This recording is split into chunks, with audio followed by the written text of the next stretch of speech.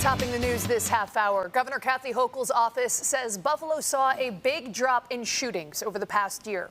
The new report finds Buffalo had 25% less shootings with injury so far this year compared to the same time period last year.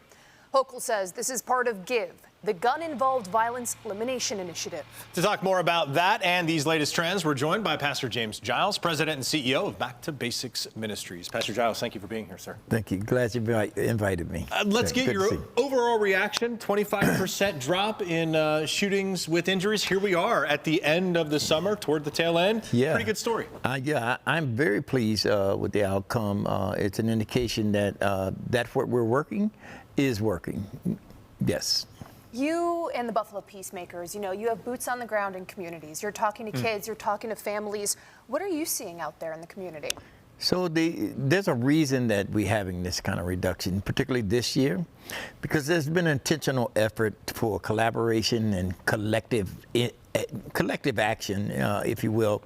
And what that means is the community-based groups, and we have some amazing community-based groups that we're always trying to get funding for, but they are being very impactful. They're engaging with youth that were gang members, no longer gang members, stealing cars, no longer stealing cars.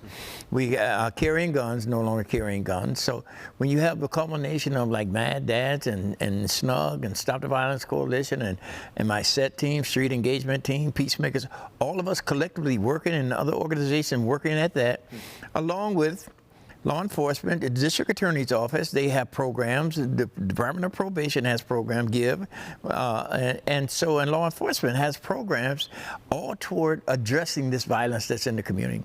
When you have that collective work, you're going to have collective impact. I'm glad you mentioned some of those groups because they do work intimately, literally on the street level, in the schools, by the way, Pastor. That's really, really effective as well. What are those groups? What are groups like the Peacemakers hearing from the streets? What are you hearing from the people you're interacting with, those young people who may be, acting out in other ways, but now they're not? We're hearing, as a counselor, what I've always known, we're hearing a lot of, they don't really want to be doing this. They don't have anything else to do, and there's predators. When the predators are those monsters that's actually putting guns in their hands, right? They don't manufacture, they're not going to purchase any of it. Somebody's putting them in their hand.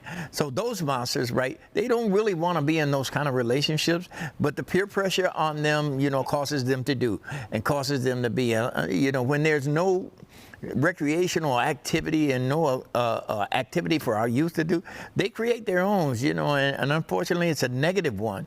And so what we're doing is compensating for that. We're bringing in resources, we're bringing in programs, we're bringing in strategies, recreational, competition, supervision, mentoring, all of that stuff works, and along with, so you now have judges, they're concerned, they're leaning into, what can we do? How can we get these individuals that coming before us involved in programs?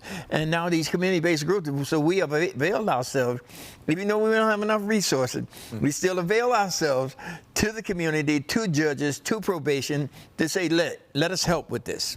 In addition to, that collaborative effort and all the resources that you mentioned, obviously the number in Buffalo, it's 25% down compared to last year. We want that number to go even further down. Yes. What more do you think needs to be done in our community? Well, we have to get sustainable funding for those individuals. So we're out there doing the prevention work. See, we're out there engaging in the very element, the ones that carry guns, the ones that meet together, the ones that strategize about shooting. We're out there engaging with them, and as many groups and that can do that, you actually those are assets to this fight that we're in, this battle that we're in.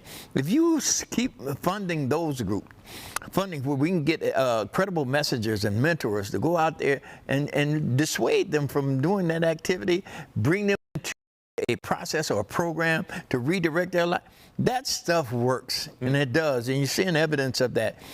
Along with some of the other very good programs that are working right now. Buffalo is, we've decided that we want this to stop.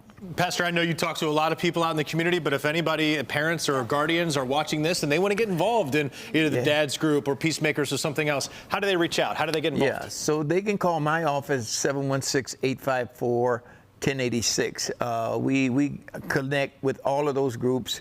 We can redirect you if you want to be Mad Dads, you want to be Stop the Violence Coalition, you want to be Peacemakers, you want to be the Street Engagement Team. All the above. Yes, all the above.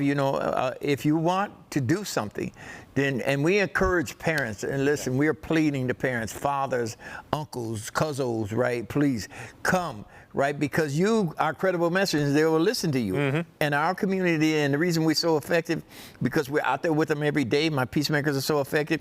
We're out there every day. We're seeing them.